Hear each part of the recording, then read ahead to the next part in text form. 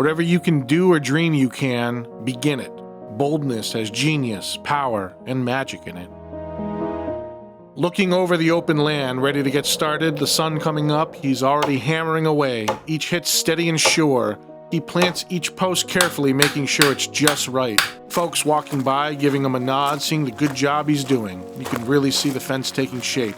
It's not just any fence, but one he's putting his heart into. The sun shines down, showing off the neat rows he's made. The fence stands strong and looks great, a real piece of work. His work is more than just a fence. It's a sign of his dedication, something that'll last for years and show what pride is all about.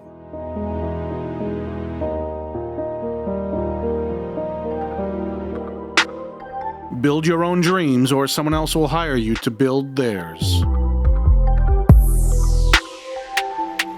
Jack's a 44-year-old talented contractor. He watches the morning light dance across the unfinished structures at the muster point, showing off his skill. But an empty feeling lingers in his stomach. Why don't I have more? I have talent, savings. The truth is, fear has tethered him to the security of his current job, a silent barrier to his dreams.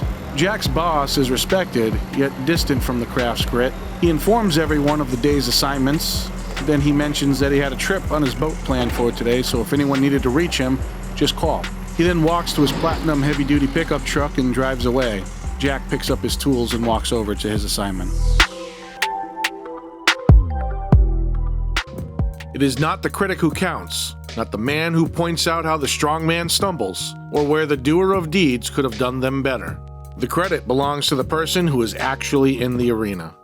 An aspiring singer-songwriter faces mockery for her unique sound and lyrical depth. Friends chuckle, local bars dismiss her. People discard her demos, labeling her music as too unconventional, too different. Undeterred, she remembers her belief in herself.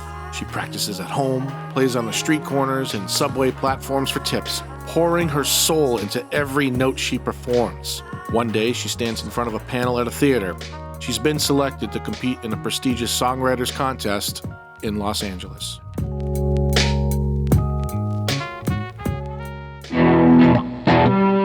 The strength of a man's virtue should not be measured by his special exertions, but by his habitual acts. Nelson, a seasoned mechanic known for his meticulous work, is confronted by a skeptical customer who accuses him of using inferior parts to cut costs. Nelson listens calmly, his expression unchanging. He provides a straightforward explanation about the integrity of his business practices and even offers the customer a slight discount to alleviate the confusion. Still, unconvinced, the customer leaves the payment on the counter and departs rudely. As the customer drives away, Nelson returns to the shop and discards the packaging of the genuine part that he used. No work is insignificant. All labor that uplifts humanity has dignity and importance and should be undertaken with painstaking excellence. Jerry, a seasoned selector, moves with precision among the towering shelves, the lines on his face etched with 15 years of hard work.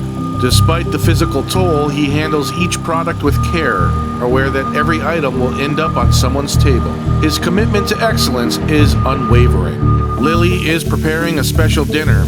As she reaches for a crucial ingredient, she finds herself pondering, how does an item like this even get here? The meal is presented at the table, a special occasion celebrating Mom's promotion.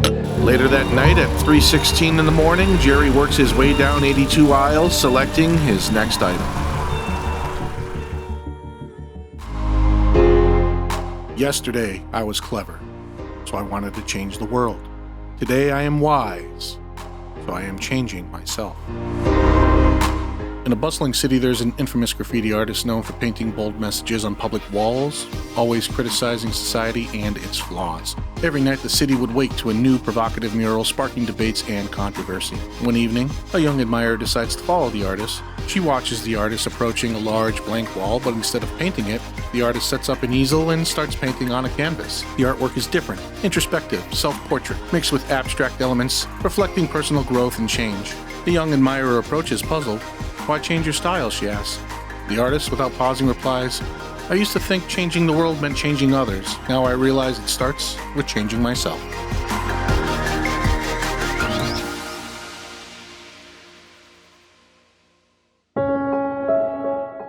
imagination is more important than knowledge, for knowledge is limited, whereas imagination embraces the entire world, stimulating progress, giving birth to evolution. In a small, humble classroom, a science teacher explains the solar system with a worn-out textbook. The page is faded, images outdated. The student listens, but their eyes lack excitement.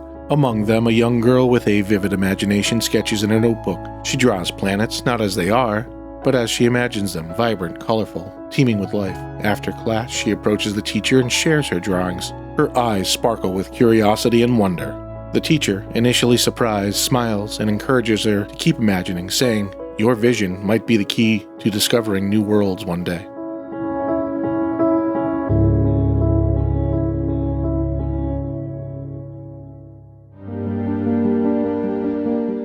Be kind, for everyone you meet is fighting a harder battle. In a busy urban coffee shop, a man in a crispy tailored suit orders a hot chocolate. When he receives it, he examines it closely and speaks up. "This isn't right. It has to be just like this." He insists, showing pictures on his phone. The barista tries again, onlookers exchanging glances, labeling him a Karen in their minds. Later, the same man sits beside a hospital bed where an elderly woman lies. He presents the hot chocolate with tears swelling in his eyes.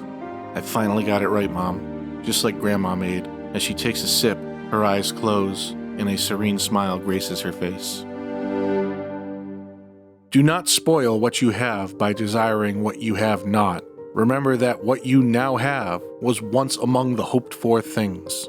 In a beautiful city park, a young woman wanders aimlessly, her eyes reflecting a sense of longing and discontent. She stumbles upon a unique tree, its branches adorned with countless ribbons fluttering in the wind, each representing a wish or a dream. Drawn to the tree, she considers what ribbon she might add, feeling as though she lacks so much in her life. An elderly lady sitting on the nearby bench smiles and beckons her over. The lady points to a faded ribbon, explaining it was hers, wished many years ago for something she longed for, but now realizes she never truly needed. The lady gently suggests looking beyond material desire to intangible gifts she possesses, youth, potential, and the freedom to shape her own destiny. As the young woman reflects on this, she realizes the wealth of opportunities and experiences already within her grasp, smiles at the lady, gets up, and walks out of the park, changed.